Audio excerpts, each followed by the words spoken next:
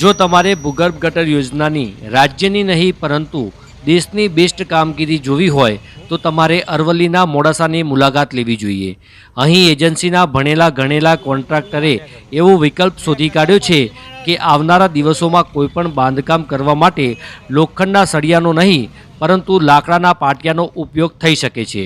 આવું અમે નથી કહેતા, પરંતુ મોડાસા શહેરમાં ઠેર ઠેર ચાલી રહેલી ભૂગર્ભ ગટર યોજનાની કામગીરીમાં આવું જોવા મળ્યું છે. હવે કેટલી જગ્યાએ આવી કામગીરી ચાલે છે તે તો સાઇટ સુપરવાઇઝર અથવા તો સંબંધિત વિભાગના અધિકારીઓ જ બતાવી શકે છે.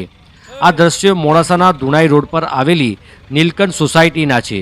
અહીં 15 દિવસ અગાઉ ભૂગર્ભ ગટર યોજનાની કામગીરી વર્ષો પછી પૂર્ણ કરવામાં આવી હતી.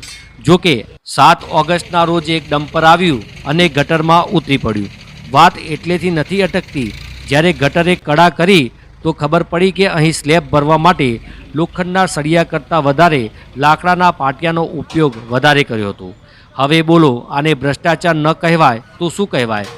આવી કામગીરી મોડાસા નગરપાલિકા વિસ્તારમાં ચાલે છે અને પાલિકા તેના માથે કંઈ લેવા માગતી જ નથી. લોકો હવે પૂછે તો પૂછે કોને, તે સવાલ છે. અહીં મંત્રીના વિસ્તારમાં આવી સુંદર કામગીરી થતી હોય અને કોઈ જોવાવાળું કે બોલવાવાળું ન હોય તો કેમ ચાલે? મોડાસામાં ચાલતી ભૂગર્ભ ગટર યોજનાની કામગીરી પર ભાજપના નેતાઓ મૌન રહેવા મુનાસિબ સમજે છે, જ્યારે એજન્સી સામે અધિકારીઓનું કંઈ જ ઉપજતું ન હોય તેવું સ્પષ્ટ લાગે છે.